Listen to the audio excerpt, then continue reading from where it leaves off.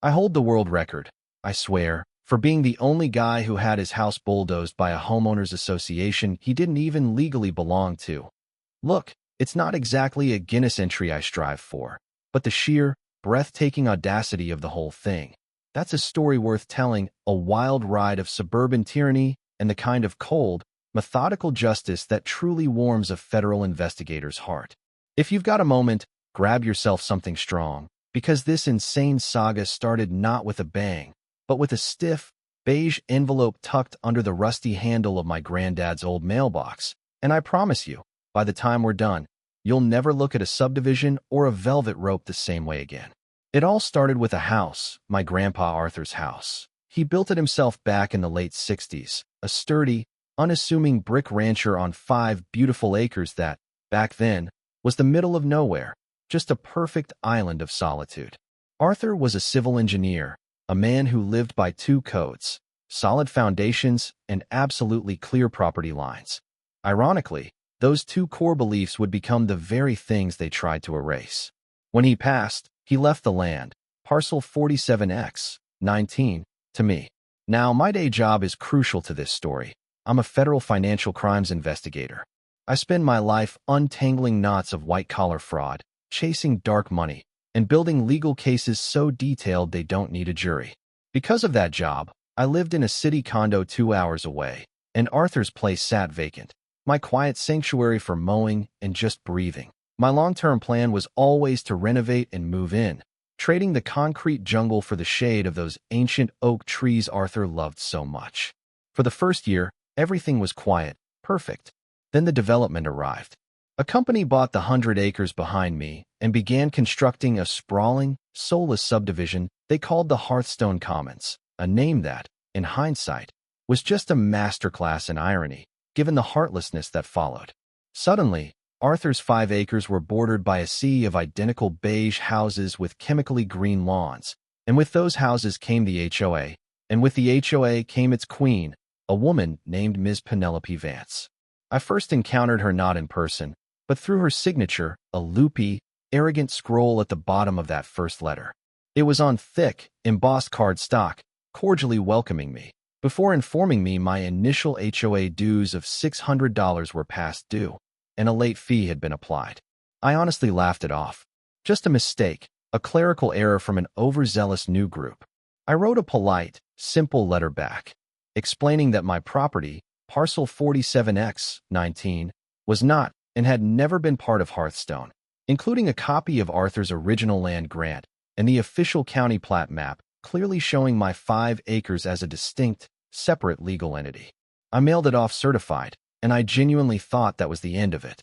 I was in the middle of a massive pension fraud case. A misinformed HOA was just a gnat to swat away. 2 weeks later, a second, less cordial envelope arrived. This one informed me my dues were further in arrears, and I was now in violation of several covenants. The unapproved, rusty mailbox Arthur had set in concrete, the non-regulation color of my front door, and the overgrown, messy nature of my native oak trees. The fines totaled an additional $750. The humor died right there. This was willful ignorance. I'm an investigator. My life is facts. The fact was my property was not in her HOA. The evidence was in the county records. The proper procedure was for her to correct her mistake. I called the number. A bored voice answered. I asked for Penelope Vance. Mrs. Vance is the president, the voice drawled. She doesn't take calls. You can address your concerns to the board in writing. I explained, slowly and calmly, that my property was legally outside their jurisdiction. The voice paused. We have your parcel listed as part of Phase 2 of the annexation, she said, dripping condescension. The developer filed the paperwork last year. If you have an issue, you'll need to attend a board meeting. Annexation? Impossible. Annexing property requires the express, notarized consent of the owner. I knew I had never signed anything. This had moved from willful ignorance to outright fraud. I told her flatly, there has been no annexation. I am the sole owner, and I have not consented. Your records are criminally incorrect. Her reply was a prim. Well, the board's records say otherwise. Your outstanding balance is now $1,400, and she hung up. I stood there, the phone pressed to my ear, a cold knot forming in my gut. This wasn't a gnat. This was a hornet, and I had just poked the nest. My job had taught me that small-time tyrants count on you being too busy, too intimidated, or too tired to fight back. I was busy, yes, but intimidated? Never. I opened my laptop. It was time to stop being a polite homeowner and start being an investigator. I confirmed the Phase 2 annexation was a complete lie. I found that Penelope Thorne, president, and her husband Mr. Marcus Thorne, treasurer, essentially ran a private kingdom. This wasn't about a property line. This was about a woman who wanted my land and was willing to invent a legal reality to make it so. I sent a final, formal cease and desist, citing state statutes against fraudulent property claims. But I was dealing with Queen Penelope.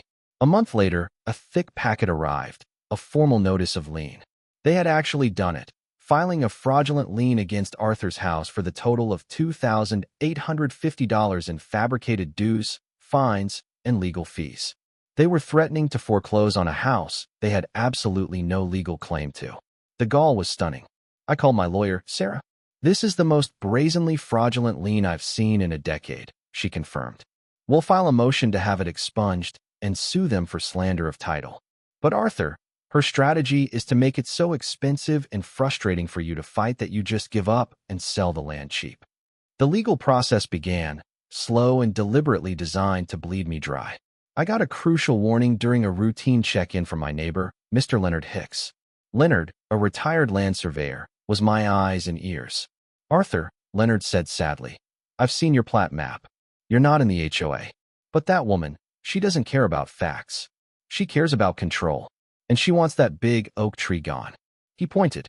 It blocks the evening sun from her rose garden. She's already got a developer friend who wants to put up a couple of those McMansions right here. The motive was laid bare. Petty, personal vindictiveness tied to a secret land deal. I installed a high-resolution, motion-activated security camera system covering the entire perimeter. Something told me it was necessary. I was overseas in Geneva, Switzerland, 2 weeks later, preparing for depositions. My phone buzzed. The text message from Leonard was simple and terrifying. They're here at your house with a bulldozer. My blood ran cold. I fumbled to open the live feed. The image was a waking nightmare. A massive yellow D9 bulldozer parked on my lawn. A crew was walking the perimeter, and standing there, pointing and directing them with an air of smug, utter authority, was Penelope Vance. I watched in horror as one of the men attached a chain to the corner of the porch. I called the local sheriff's department, nearly shouting that an illegal demolition was in progress. They sounded confused. Sir, are you sure? We haven't received any demolition permits. I am watching it on a live security camera feed from Switzerland. I screamed. The property is not in their HOA. There is a pending lawsuit. The dispatcher promised to send a car. I called Sarah, wide awake in the middle of the night. They can't do that. That's criminal destruction of property. They don't have a judgment. I went back to the feed. I watched the bulldozer engine roar. The wooden porch post splintered with a sickening crackle I couldn't hear but could vividly imagine. Then the whole porch roof groaned and ripped away. Penelope Vance clapped her hands together, a single, sharp sound of triumph, and pointed at the main house. This wasn't about a tree anymore. This was a scorched earth campaign. This was her planting a flag on conquered territory. That was the moment something inside me snapped. The panic and helplessness were burned away by a cold, quiet, professional rage. The fight was no longer about stopping them. It was too late. The fight was now about ensuring that every single person responsible for this would face a reckoning so thorough, so devastating, that they would regret the day they ever heard my name. I watched for another 10 minutes as the bulldozer smashed through the front wall, obliterating the living room. It was like watching a memory being murdered. I took a deep breath, closed the laptop, and started making a list. My professional training kicked in. I was now the lead investigator on a new case, The People versus Penelope Vance. I booked the first flight home. By the time I drove to the site, it was all over. Where Arthur's sturdy house had stood, there was just a pile of rubble. The bulldozer was gone. The only thing remaining was a large, professionally printed sign hammered into the dirt. Future site of Hearthstone Estates. An exclusive community by the Hearthstone HOA. They hadn't just demolished my home. They had publicly claimed the land. Sarah met me there, her face a mask of cold fury, holding the paper Penelope had shown the police. It's a fake, Arthur, she whispered, trembling. A complete and utter forgery. The case number is fake. The judge's signature is forged. The court clerk confirms no such order was ever issued. This was the smoking gun. This was a series of serious felonies: forgery, filing a false document, criminal destruction of property. All right, I said, my voice eerily calm. Here's what we're going to do. We mapped out the counteroffensive, two-pronged, civil and criminal. I filed the civil suit for $10 million, suing Penelope, Marcus, the board, and the demolition company for replacement value, punitive damages, and emotional distress. I told Sarah to handle the civil side. I would handle the rest. I was on bereavement leave, which gave me time. I put on my work uniform, a simple dark suit. I was going to be an investigator. I documented the ruins, collected evidence, and then met with Leonard Hicks, who became my key confidential informant, confirming the developer's name, Mr. Dean Roberts, a cutthroat builder. He detailed how Marcus Thorne ran the treasury like a private bank. My investigation quickly confirmed the motive. The Thornes were deeply in debt. They had brokered a secret, off-the-books deal with Dean Roberts, who desperately needed my 5 acres. The demolition was simply a crude tool to scare me into a quick, cheap sale. Next, I visited Frank, the owner of the demolition company, in an industrial park. He was hostile, claiming he had a court order. "It is your problem, Frank," I said, sliding the forged order across his desk next to a real one. "The one you have is a bad fake. A very, very bad fake. I am a federal investigator, Frank. My lawyer is naming you in a multi-million-dollar lawsuit." Frank started sweating. She showed me the papers. She paid half up front in cash. Cash. The final piece. I slid a non-disclosure agreement and an affidavit across the desk. "Tell me everything about the cash, Frank. Write it all down, get it notarized, and you will become a material witness for the prosecution instead of a defendant." He started talking instantly. With Frank's sworn affidavit, I had the direct link between Penelope and the criminal act. My final step was the trap. I knew the HOA board meeting was in 6 days. Sarah filed the $10 million civil suit, ensuring they were panicked. I called an old colleague in the local DA's office. "I have a plan," I told him. "I want her to be publicly exposed before she's arrested. I want her entire kingdom to watch her fall. But I need 2 uniformed officers dispatched to the Hearthstone Clubhouse at 8 p.m. on Tuesday, just in case." He agreed. The night of the meeting arrived. I felt calm, focused, and filled with a righteous, icy anger. When I walked into that clubhouse, the air crackled. Queen Penelope, flanked by Marcus and the timid board members, the Millers, saw me and a smirk flickered across her face. She announced my item. "We have a visitor, Mr. Davies, who wishes to discuss the successful abatement of the derelict property on parcel 47X19. "I won't need the microphone, Penelope," I said, walking to the front. "And I'll need more than 5 minutes." Gary Thorne started to stand up. "You are not in a position to make demands." "No," I said, plugging in my laptop. "I'm here as the victim of a coordinated criminal enterprise that you orchestrated, and you are all going to listen to what I have to say." I projected the county plat, showing the legal reality.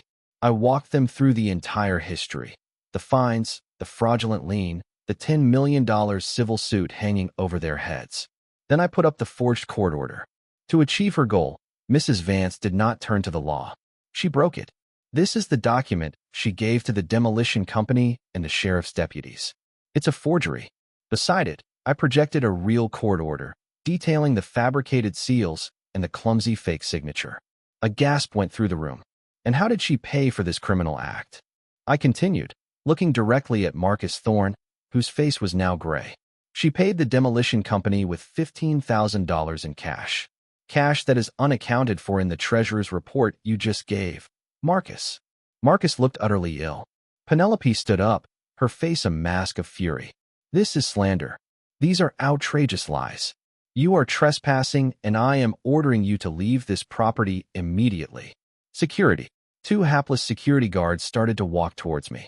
"Don't," I said, my voice dropping to an icy, absolute calm. I reached into my jacket, and for the first time, I pulled out my credentials.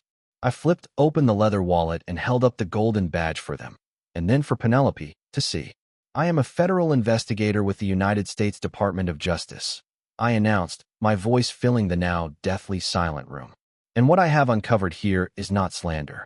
It is a litany of state and federal crimes: mail fraud, wire fraud, conspiracy to commit fraud, forgery, and criminal destruction of property. And you committed those federal crimes against a man who puts people like you in prison for a living. This was the moment. Penelope Vance froze. The color drained from her face, leaving a sickly gray. The arrogant HOA queen vanished, replaced by a common criminal who had just been caught. The power, it all evaporated in an instant. I looked past her to the terrified residents. Your HOA is bankrupt. My civil suit will see to that. Your insurance will not cover deliberate criminal acts, which means every one of you who stood by and let this happen may be on the hook, personally. Panic erupted. I turned back to Penelope. You have the right to remain silent, I said, my voice low and clear. I suggest you use it. As if on cue, the double doors of the clubhouse swung open. 2 uniformed police officers walked in. I simply nodded toward Penelope, Marcus, and the Millers. The reign of Queen Penelope was officially over. Penelope, Marcus, and the Millers were arrested on the spot. Dean Roberts, the developer, was arrested the next day. Penelope Vance was later sentenced to 7 years in federal prison. My civil suit was a slam dunk. The HOA's insurance settled for a sum that was more than enough to cover the full replacement cost of the house, punitive damages, and all legal fees. I used the money to rebuild. I hired the best architect I could find, and we designed a new house on the exact footprint of the old one. It's modern, beautiful, and energy efficient, but it has the same spirit, the same solid foundation, and, of course, a state-of-the-art security system. The Hearthstone Commons is run by a new board now, headed by my friend Leonard Hicks. They are reasonable, fair, and they keep meticulous records. Sometimes when I'm sitting on my new porch, looking out at the ancient oak trees that started it all, I think about Penelope Vance. She built her kingdom on a foundation of arrogance and intimidation, and it crumbled to dust the moment someone with a solid foundation of their own decided to stand up and push back. That, my friends, is a lesson worth more than any house. What does justice look like in your community? Have you ever had to fight a bully who thought they were above the law? Drop a comment below and share your story. Let's remind everyone that foundations, both of houses and of laws, matter. Don't forget to like and subscribe.